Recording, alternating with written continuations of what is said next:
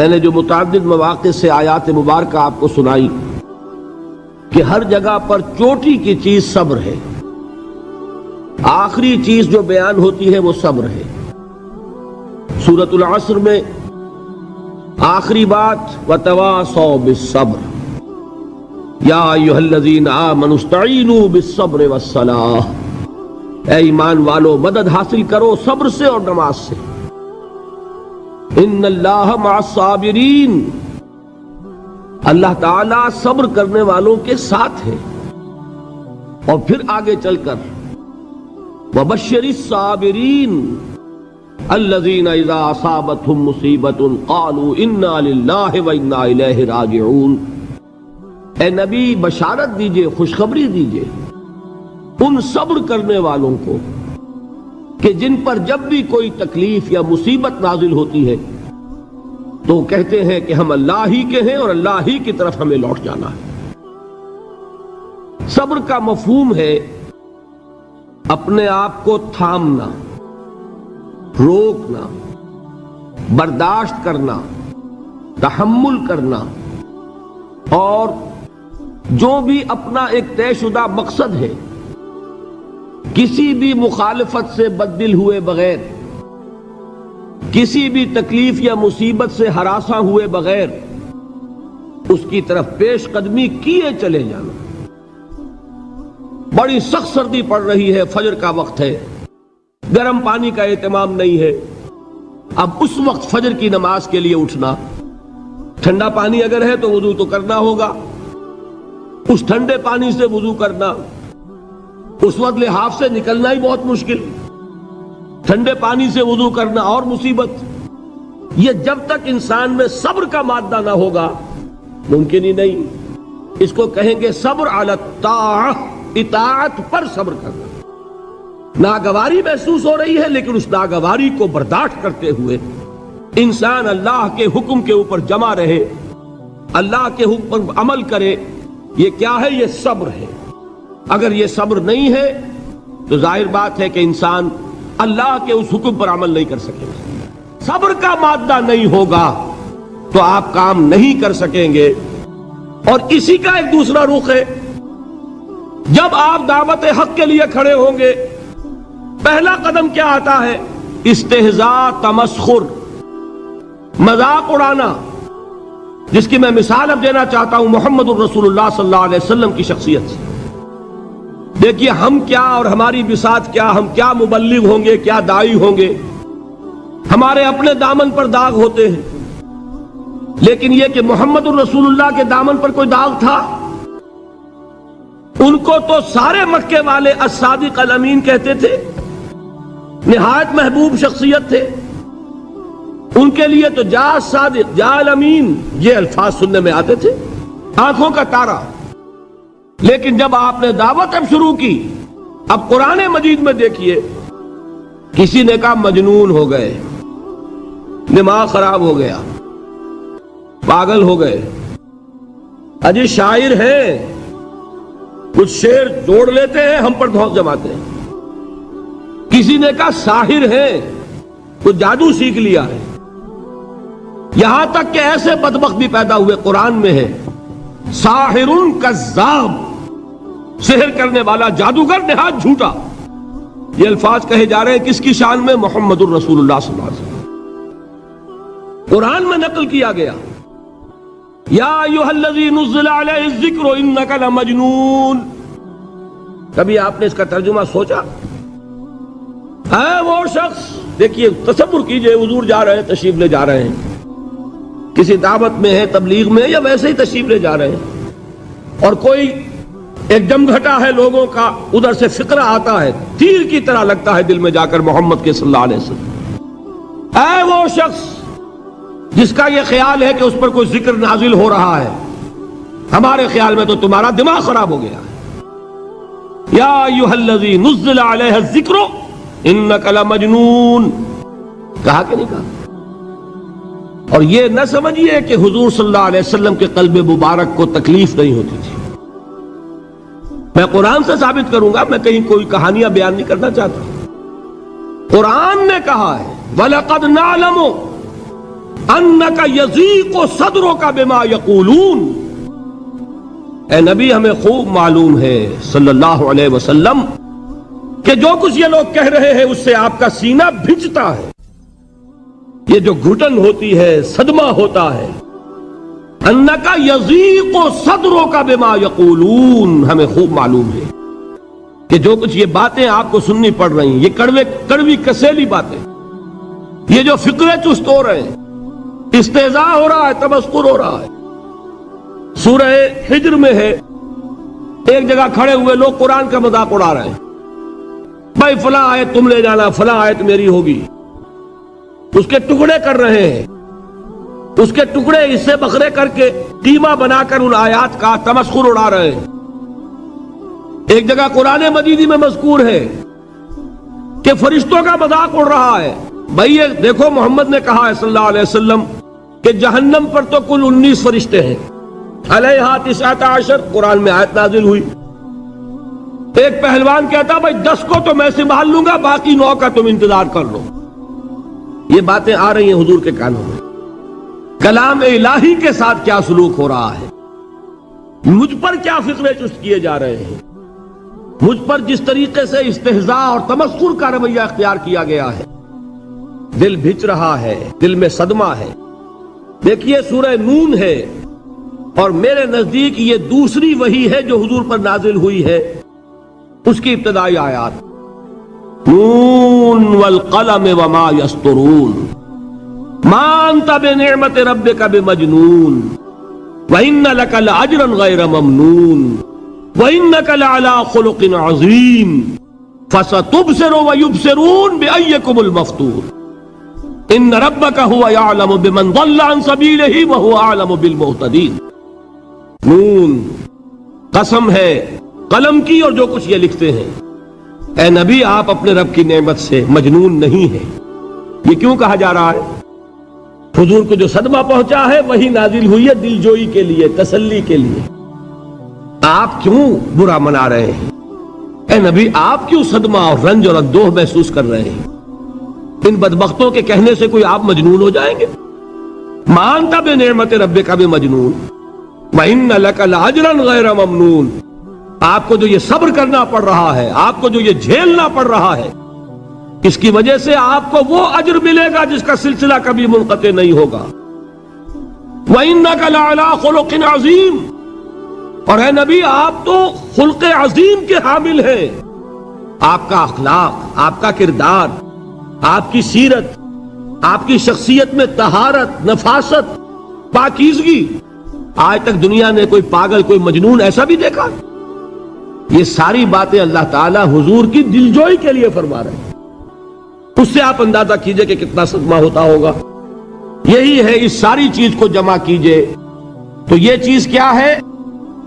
وَاصْبِرْ عَلَىٰ مَا يَقُولُونَ وَاهْجُرْهُمْ هَجْرًا جَمِيلًا۔ صبر کرو اے نبی، صبر کرو اے محمد صلی اللہ علیہ وسلم، جھیلو اور برداشت کرو اس پر جو یہ کہہ رہے ہیں۔ یریدون لیطفئوا نور اللہ بافواہہم، یہ چاہتے ہیں کہ اللہ کے نور کو اپنے منہ سے بجھا دیں، پھونکے مار کے ہی بس۔ نور خدا ہے کفر کی حرکت پہ خندہ زن، پھونکوں سے یہ چراغ بجھایا نہ جائے گا۔ یریدون لیطفئوا نور اللہ بافواہہم واللہ متم نورہ ولو کرہ الکافرون، یہ چاہتے ہیں کہ اپنے منہ کی پھونکوں سے اللہ کے نور کو بجھا دیں، حالانکہ اللہ تعالیٰ تو اپنے نور کا اتمام فرما کر رہے گا، خواہ ان کافروں کو کتنا ہی ناگوار ہو۔ اس کی ترجمانی ہے نور خدا ہے کفر کی حرکت پہ خندہ زن، پھونکوں سے یہ چراغ بجھایا نہ جائے گا۔ یہی وجہ دیکھیے مکی صورتوں میں خود نبی اکرم صلی اللہ علیہ وسلم کو اتنے مختلف پیرایوں میں صبر کا حکم دیا گیا۔ کچھ مثالیں میں دے چکا ہوں، وَلِرَبِّكَ فَاصْبِرْ، اسی طریقے سے وَاصْبِرْ كَمَا صَبَرَ أُولُو الْعَزْمِ مِنَ الرُّسُلِ، اے نبی صبر کیجئے جیسے کہ صبر کیا ہمارے اولو العزم رسولوں نے۔ وَاصْبِرْ وَمَا صَبْرُكَ إِلَّا بِاللَّهِ، اے نبی صبر کیجئے اور آپ کا صبر تو اللہ ہی کے سہارے ہے۔ وَاصْبِرْ لِحُكْمِ رَبِّكَ، یہ سورہ نون جس کی ابتدائی آیات میں نے آپ کو سنائی، نون والقلم وما یسطرون ما انت بنعمت ربک بمجنون. اس کا اختتام کیا ہوتا ہے؟ وَاصْبِرْ لِحُکْمِ رَبِّكَ وَلَا تَكُنْ كَصَاحِبِ الْحُوتِ اِذْ نَادَىٰ وَهُوَ مَكْظُومٌ. اے نبی صبر کیجئے اپنے رب کے فیصلے کا، انتظار کیجئے اور اس مچھلی والے کے مانند نہ ہو جائیے. مچھلی والا کون؟ حضرت یونس علیہ السلام. مچھلی والے نے اپنے دینی حمیت اور غیرت جو تھی اس کی وجہ سے اللہ کے حکم کا انتظار نہیں کیا، اپنی قوم کو چھوڑ کر چل دیے. نبی کا، رسول کا یہ معاملہ ہوتا ہے. جیسے کہ آپ کو معلوم ہے کوئی افسر ہے کسی حکومت کا، وہ اپنی پلیس آف ڈیوٹی کو نہیں چھوڑ سکتا. He must stick to his place of duty. بڑے افسرز کے لیے تو یہ بہت بہت اہم بات ہے. تو اے رسول، جہاں آپ کو ہم نے تعینات کیا ہے آپ وہاں سے ہل نہیں سکتے کہ ذرا مخالفت ہوئی، لوگوں نے فقرے چست کیے اور آپ کہیں اور چل دیے. دفعہ ہو، یہ بات نہیں سننا چاہتے، میں کسی اور کو سناؤں گا. ہو سکتا ہے نا؟ ہم تو کرتے ہیں نا یہ، اس لیے کہ ہمیں تو اللہ نے کہیں تعینات تو نہیں کیا نا. اگر ایک جگہ کے لوگ بات نہیں سنتے، چلو بھائی ہم کہیں اور جائیں گے، وہاں بات سنائیں گے. لیکن رسول کا معاملہ ہوتا ہے جو اس کی پلیس آف اپوائنٹمنٹ ہے، he cannot leave his place without the express permission of Allah subhanahu wa ta'ala. آپ نے یہ سنا ہوگا، سیرت کی تقاریر میں پڑھا ہوگا کہ مدینے کی طرف ہجرت کی اجازت حضور نے تمام صحابہ کو دے دی.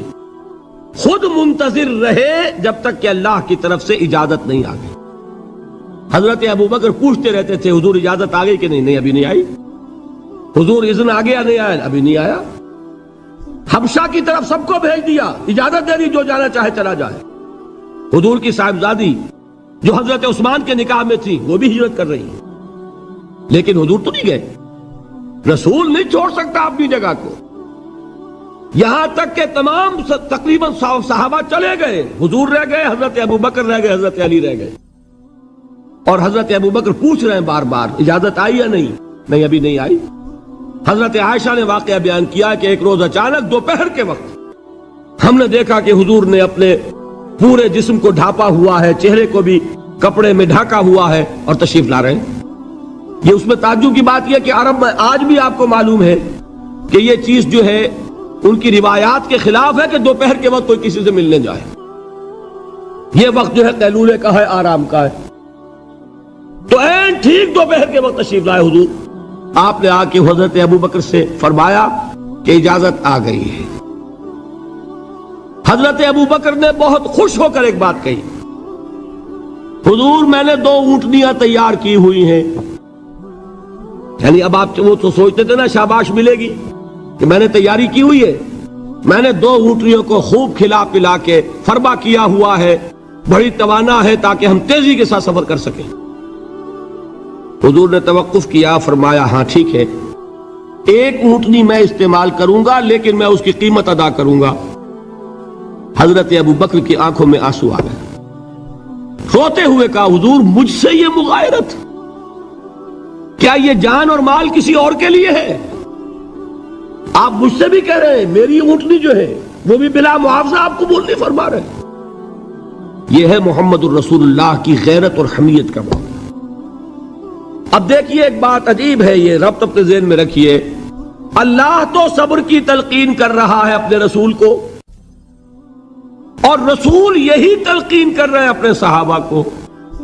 صبر کرو، جھیلو، برداشت کرو، ہاتھ مت اٹھانا، کوئی جوابی کارروائی نہیں ہوگی، بلکہ اپنے اوپر جھیلو جو کچھ جھیلنا ہے، ڈٹے رہو، پیچھے مت ہٹنا، یہ صبر ہے.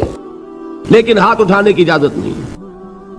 چنانچہ اب ذرا چشم تصور سے دیکھیے، ابو جہل اس نے جو بدترین روش اختیار کی، وہ ایک خاندان تھا حضرت یاسر، ان کی اہلیہ حضرت سمیہ اور ان کے فرزند حضرت عمار رضی اللہ تعالی عنہم. یہ غلام نہیں تھے. حضرت سمیہ تو کنیز تھیں لیکن یاسر غلام نہیں تھے. ان کی کہانی یہ ہے، واقعہ یہ ہے کہ یہ بہت نیک آدمی تھے. یاسر یمن کے باشندے. انہیں کو خواب میں بشارت ہوئی کہ نبی کا ظہور ہونے والا ہے مکے میں، جاؤ شاید ان کے قدموں تک پہنچ جاؤ۔ یہ یمن سے ترک وطن کر کے مکے آ گئے۔ ابو جہل کا ایک چچا تھا، بہت شریف النفس انسان، اس کے ساتھ معاہدہ کیا حلیف بن کر، اور وہ مکے میں رہنے لگے۔ اس لیے کہ یہ نوٹ کر لیجئے، مکہ اس وقت ایک قبیلے کا شہر تھا، صرف قریش۔ یا قرشی رہ سکتا تھا وہاں، یا قرشی کا حلیف، کہ اگر تو کسی قرشی نے آپ کو امان دی ہوئی ہے تو آپ رہ سکتے ہیں مکے میں، ورنہ نہیں۔ یا تیسرے قرشی کا غلام، غلام تو ملکیت ہی ہے اس کی، جیسے بھیڑ بکری ہے کسی قرشی کی، اسی طرح اس کے غلام ہے۔ یہ تین کیٹیگریز تھی انسانوں کی مکے میں۔ اسی کو نوٹ کیجئے کہ جو بیچارے غلام تھے وہ سب سے زیادہ ستائے گئے، اس لیے کہ غلاموں کے تو حقوق ہی کوئی نہیں تھے۔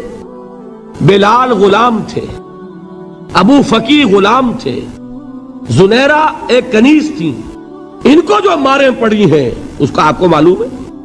حضرت بلال کے ساتھ جو کچھ امیہ ابن خلف نے کیا، کہ جس طریقے سے کہ حیوانوں کی لاشیں جو ہے کھینچ کر گھسیٹ کر لے جائی جاتی ہیں، ان کی گردن میں رسی ڈال کر گھسیٹتے، اسی طریقے سے حضرت بلال کے گردن میں رسی ڈال کر ٹھیک دوپہر کے وقت مکے کی سنگلاخ گلیوں کے اندر گھسیٹا جاتا تھا۔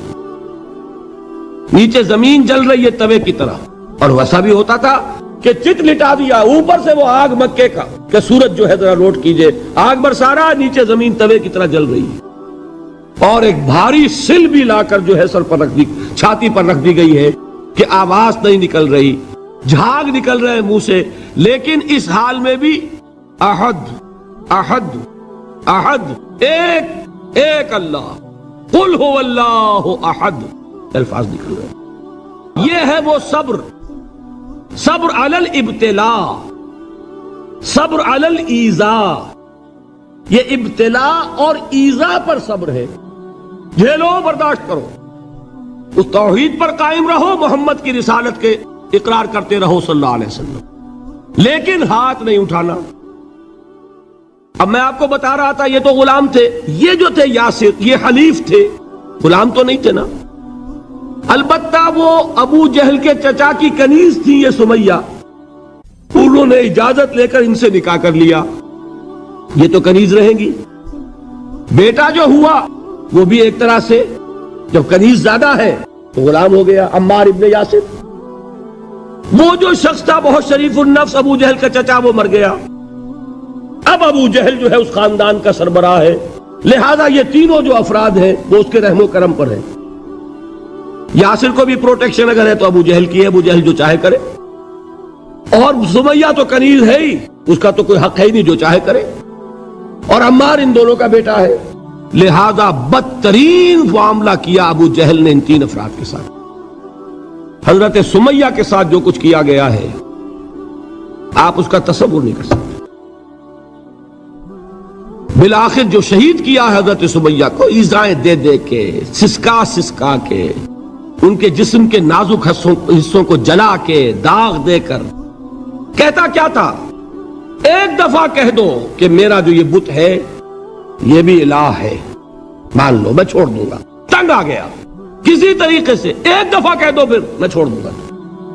لیکن یہ میاں بیوی حضرت یاسر اور حضرت سمیہ رضی اللہ تعالی عنہما، یہ ہے ثبات، یہ ہے صبر، یہ ہے استقلال، ایک مرتبہ بھی کہنے کے لیے تیار نہیں ہوئے، جو چاہو کر لو، اب ہم تو اس سے پیچھے نہیں ہٹیں گے۔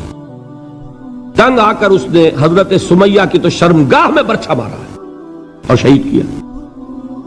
حضرت یاسر کے بارے میں ایک روایت یہ ہے، ستا ستا کے، تنگ کر کر کے، آخر کار جو ختم کیا، انہیں شہید کیا کس طرح، 4 سانڈ اونٹ جوان، ان سے رسے باندھے، ایک رسے سے ایک بازو باندھا، دوسرے سے دوسرا بازو باندھا، تیسرے سے ایک ٹانگ باندھی، چوتھے سے دوسری ٹانگ باندھی، اور چاروں کو دوڑایا ہے کہ جسم کے پرخچے ہو گئے۔ اس وقت سامنے سے حضور گزرتے تھے جبکہ آل یاسر کے ساتھ یہ معاملہ ہو رہا ہے، کیا فرماتے تھے، اسبروا یا آل یاسر فإن موعدکم الجنہ، اے یاسر کے گھر والوں صبر کرو، جھیلو، اس لیے کہ تمہارے وعدے کی جگہ جنت ہے.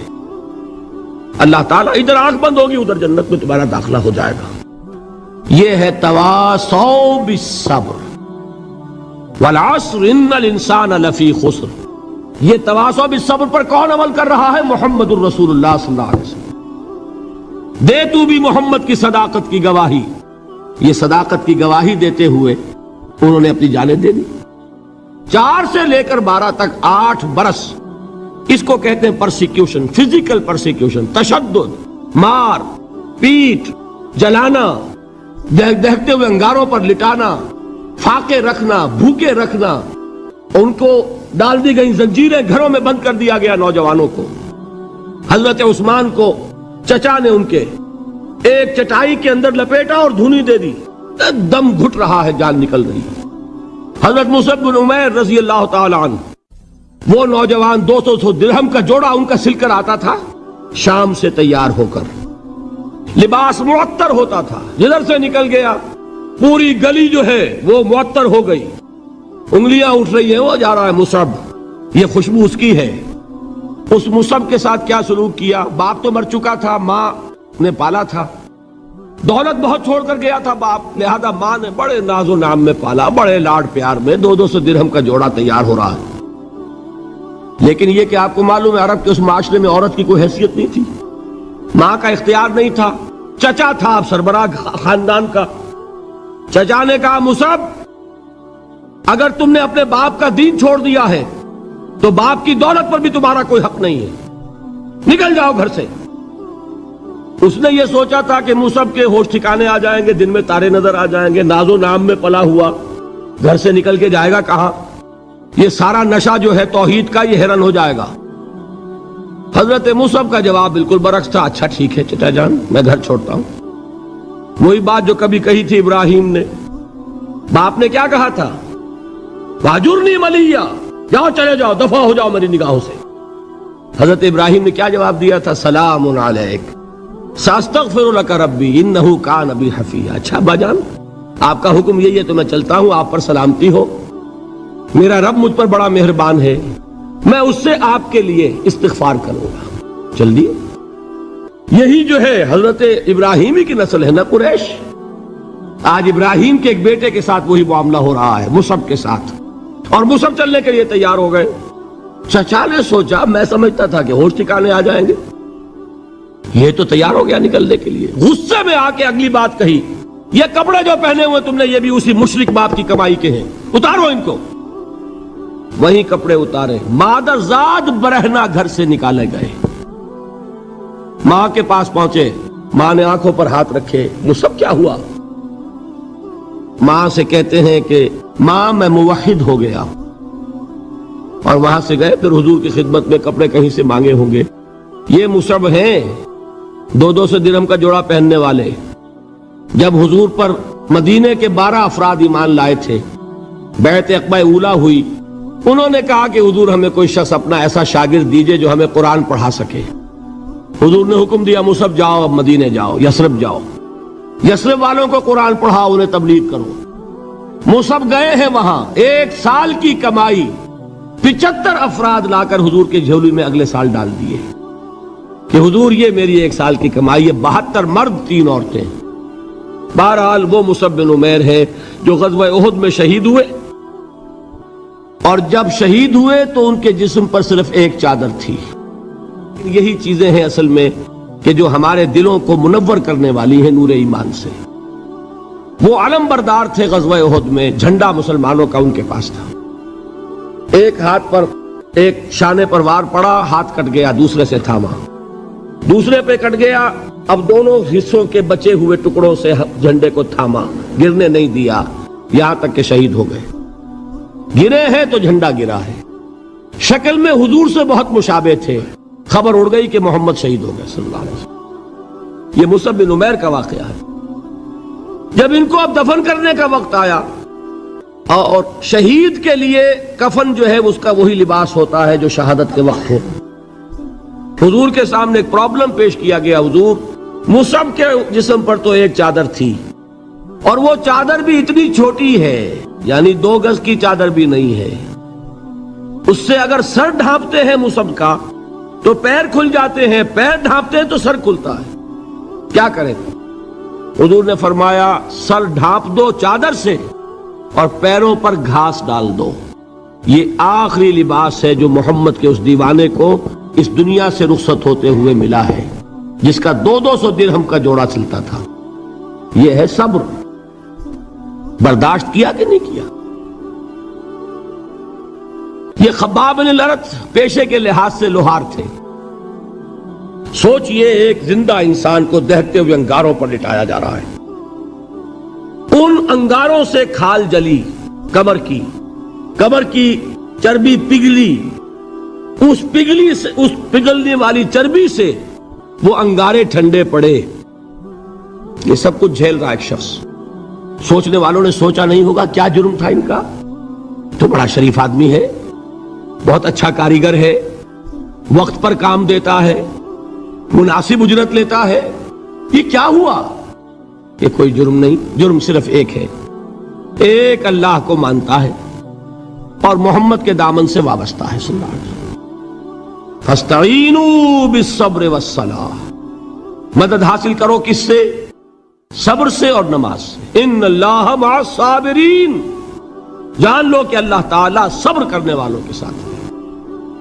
ولا تقولوا لمن يقتل في سبيل الله اموات، اور ہرگز نہ کہو اسے جو اللہ کی راہ میں قتل ہو جائے کہ وہ مردہ ہے۔ بل احیاء ولکن لا تشعرون، نہیں، وہ زندہ ہے لیکن تمہیں ان کا شعور نہیں ہے۔ اور سنیے اب یہ آیت اہم ترین ہے صبر کے موضوع پر۔ وَلَنَبْلُوَنَّكُمْ بِشَيْءٍ مِّنَ الْخَوْفِ وَالْجُوعِ وَنَقْصٍ مِّنَ الْأَمْوَالِ وَالْأَنفُسِ وَالثَّمَرَاتِ وَبَشِّرِ الصَّابِرِينَ، اور دیکھو ہم تمہیں آزمائیں گے۔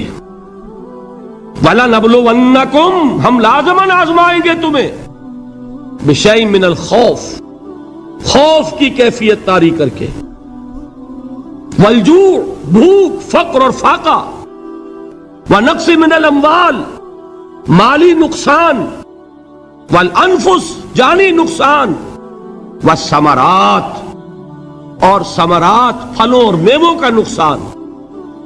میرے نزدیک یہاں پر ثمرات کا مفہوم ایک اور بھی ہے۔ ایک تو صاف تھا کھجور کی فصل تیار ہے، غزوہ تبوک جانے کا حکم مل گیا، کون اتارے گا؟ اور کھجور وقت پر اتری نہیں، برباد ہو جائے گی۔ یہ ہو رہا ہے نا میووں کا نقصان۔ اور میرے نزدیک یہاں یہ بھی ہے، بسا اوقات بہت سی محنتوں کا نتیجہ انسان دیکھتا ہے کہ ضائع چلا گیا، میں نے 10 سال محنت کی، حاصل کوئی نہیں نکلا۔ یہ ثمرات کیا ہے؟ محنتیں، محنتوں کے ثمرات کا ضیاع۔ کوشش آپ نے کی، قسمت کی خوبی دیکھیے، ٹوٹی کہاں کمن، 2-4 ہاتھ جب کے لبے بام رہ گئے۔ Be prepared. ایک شاعر کے یہ اشعار ہیں، یہ فصل امیدوں کی ہمدم اس بار بھی غارت جائے گی، سب محنت صبح و شاموں کی اب کے بھی اکارت جائے گی۔ میرے نزدیک یہ ثمرات کا جو لفظ یہاں آیا ہے، وَنَقْصٍ مِّنَ الْأَمْوَالِ وَالْأَنفُسِ وَالثَّمَرَاتِ، سب محنت صبح و شاموں کی اب کے بھی اکارت جائے گی۔ دھرتی کے کونوں کھدروں میں پھر اپنے لہو کی کھاد بھرو، پھر مٹی سینچو اشکوں سے، پھر اگلی رت کی فکر کرو، پھر اگلی رت کی فکر کرو، جب پھر ایک بار اجڑنا ہے۔ ایک فصل پکی تو بھر پایا، تب تک تو یہی کچھ کرنا ہے۔ ایک مقصد ہے سامنے، انقلاب برپا کرنا ہے۔ ایک کوشش ناکام ہو جائے کوئی پرواہ نہیں، نیکسٹ، پھر تیار رہو ناکامی کے لیے۔ ایسا نہ ہو جو انگریزی میں کہتے ہیں hope for the best but be prepared for the worst. ایسا نہ ہو کہ دوسری مرتبہ ناکام ہو کے بددل ہو جاؤ، تمہاری ہمتیں جواب دے جائیں، نہیں، پہلے سے تیار رہو کہ دوسری مرتبہ بھی ناکامی آئے تو آئے، لیکن جب تک کہ کامیابی حاصل نہیں ہوتی ہمیں یہ کام کیے چلے جانا ہے۔ دیکھیے سیرت میں آیا کہ نہیں یہ واقعہ؟ بدر میں مسلمانوں کو فتح ہوئی تو احد میں زک پہنچی کہ نہیں؟ 70 صحابہ شہید ہوئے کہ نہیں؟ اگر ان کی ہمتیں جواب دے جاتی تو گاڑی کیسے چلتی آگے؟ تو فرمایا وَلَنَبْلُوَنَّكُمْ بِشَيْءٍ مِّنَ الْخَوْفِ وَالْجُوعِ وَنَقْصٍ مِّنَ الْأَمْوَالِ وَالْأَنفُسِ وَالثَّمَرَاتِ، ہم تمہیں لازم آزمائیں گے خوف کی کیفیت سے، فقر و فاقے کی کیفیت سے، بھوک سے، جان کے نقصان سے، مال کے نقصان سے، محنتوں کے حاصل کے ضائع ہو جانے سے۔ وَبَشِّرِ الصَّابِرِينَ، اور اے نبی بشارت دیجئے صبر کرنے والوں کو۔ الَّذِينَ إِذَا أَصَابَتْهُمْ مُصِيبَةٌ، وہ کہ جب ان پر کوئی تکلیف آئے، کوئی مصیبت آئے، کوئی آزمائش آئے، قَالُوا إِنَّا لِلَّهِ وَإِنَّا إِلَيْهِ رَاجِعُونَ، وہ یہ کہیں کہ ہم اللہ ہی کے ہیں، اللہ ہی کی طرف لوٹ جانا ہے۔ یہ وہی انداز ہے جو میں نے فارسی کا شعر سنایا تھا آپ کو کہ سرے تسلیم خم ہے جو مزاج یار میں آئے۔ وہ ہمارا مولا ہے، ہمارا آقا ہے، اگر اسے یہی منظور ہے تو ہمیں بھی یہی منظور ہے۔ میں نے تسلیم و رضا کی بات کی تھی نا، آپ کو کچھ شعر سنائے تھے، ایک شعر اور سنیے، اور یہ کس کا ہے؟ محمد علی جوہر کا۔ ایک مرتبہ جیل گئے، ان کی ایک بیٹی جوان بیمار ہوئی، فوت ہو گئی، باہر چھوڑا انگریز نے، جاؤ بھائی دفن کر دو بیٹی کو۔ دوسری مرتبہ جیل گئے، دوسری جوان بیٹی اسی مرض میں مبتلا ہوئی، اب یہ جیل میں ہے، خبر پہنچی کہ دوسری بیٹی کے اوپر بھی اسی مرض کا حملہ ہوا ہے۔ ایک نظم لکھی ہے جس کا آخری شعر یہ ہے، تیری صحت ہمیں منظور ہے لیکن اس کو نہیں منظور تو پھر ہم کو بھی منظور نہیں۔ یہ ہے، جب تک یہ کیفیت نہ ہو اس میدان میں آدمی ثابت قدم نہیں رہ سکتا کہ میرے رب کو اگر یہ منظور ہے تو یہی مجھے منظور ہے، اور تیری صحت ہمیں چاہیے تو ضرور، لیکن ہمارے رب کو منظور نہیں تو ہمیں بھی منظور ہے۔ راضی برضائے رب۔ وَبَشِّرِ الصَّابِرِينَ الَّذِينَ إِذَا أَصَابَتْهُمْ مُصِيبَةٌ قَالُوا إِنَّا لِلَّهِ وَإِنَّا إِلَيْهِ رَاجِعُونَ، نہ شود نصیب دشمن کے شود ہلاک تیغت، سر دوستہ سلامت کے تو خنجر آزمائی۔ اولئک علیہم صلوات من ربہم ورحمہ، یہی ہے وہ لوگ جن پر ان کے رب کی طرف سے عنایتیں ہیں اور رحمتیں ہیں۔ وَأُولَئِكَ هُمُ الْمُهْتَدُونَ، اور یہی ہے وہ لوگ جو کامیاب ہونے والے ہیں، ہدایت پانے والے، ہدایت یافتہ۔ وَالصَّابِرِينَ فِي الْبَأْسَاءِ وَالضَّرَّاءِ وَحِينَ الْبَأْسِ، اور صبر کرنے والے، اصل نیکی ان کی ہے، جسمانی تکلیفوں میں صبر کرنے والے، فقر اور فاقے میں صبر کرنے والے، اور جنگ کے وقت صبر کرنے والے۔ اولئک الذین صدقوا واولئک هم المتقون، یہ ہے وہ لوگ جو صبر کرنے والے ہیں، یہ ہے جو سچے ہیں، جو اپنے دعوے میں نیکی کے اور ایمان کے صادق ہیں، اور یہی وہ لوگ ہیں جو متقی ہیں۔ اللہ تعالیٰ نے کیسے کیسے مسلمانوں سے کہا، مسلمانوں تمہیں زک پہنچی ہے تو انہیں بھی تو پہنچی تھی، ان کے 70 نہیں مارے گئے تھے بدر میں، ان کے حوصلے جو ہیں وہ تو پست نہیں ہوئے، وہ اگلے سال آ گئے تم پر چڑھائی کر کے، تم کیوں اتنا برا مان رہے ہو؟ تمہارے دل اتنے زخمی کیوں ہو گئے؟ تمہیں تکلیف پہنچتی ہے تو انہیں بھی پہنچتی ہے۔ اپنی غیرت جو ہے ہمیں ذرا اس کا جائزہ لینا چاہیے۔ لوگ باطل نظریات کے لیے کتنی قربانیاں دے رہے ہیں، لوگ باطل چیزوں کے فروغ کے لیے کتنی محنتیں کر رہے ہیں۔ جیسا کہ میں نے ابھی کہا تھا، اسی غیرت کو چیلنج کرنے کے لیے، ذرا آپ کی حمیت دینی کو جوش دلانے کے لیے، قادیانی نوجوان کتنی تعداد میں اپنے آپ کو دین کے لیے وقف کرتا ہے، اور آپ کتنے نوجوان ہیں جو اپنے آپ کو دین کے لیے وقف کر دیں، اور ہوں وہ کھاتے پیتے گھرانوں کے لوگ۔ یہ نہیں ہے کہ اگر کوئی اور کام نہیں کر سکتا تو پھر یہ ہے کہ وہ دین کے کام میں لگ جائے۔ باصلاحیت لوگ، کھاتے پیتے لوگ، ذہنی استعداد رکھنے والے لوگ، اونچے گھرانوں کے لوگ، وہ وقف کریں اپنے آپ کو دین کے لیے۔ اس کے بغیر کیسے باہر آ جائے گی، کیسے رونق آ جائے گی؟ تو دنیا میں باطل نظریات والے جو ہیں، یہ بات کہی گئی ہے، مسلمانوں تم اگر توحید کے لیے لڑ رہے ہو، دیکھتے نہیں ابو جہل کو، اس نے گردن کٹوائی ہے شرک کے لیے، شرک کے لیے گردن کٹوائے، اور تم توحید کے لیے گردن کٹوانے کو تیار نہ ہو۔ اس نے گردن کٹوائی کہ نہیں کٹوائی؟ اور کس طرح کٹوائی ہے؟ کیونکہ بڑا متکبر قسم کا، فرعون قسم کا شخص تھا، جب گردن کاٹنے لگے تو کہتا ہے ذرا نیچے سے کاٹنا، تاکہ جب تم نیزے کے اوپر چڑھاؤ میری میرے سر کو تو اونچا نظر آئے معلوم ہو سردار کا سر ہے. وہ بدبخت مرتے ہوئے بھی جو اس کی یہ کیفیت تھی نا اس کو ذہن میں رکھیے. تو یہ اس لوگوں نے قربانیاں دی، جانیں دی.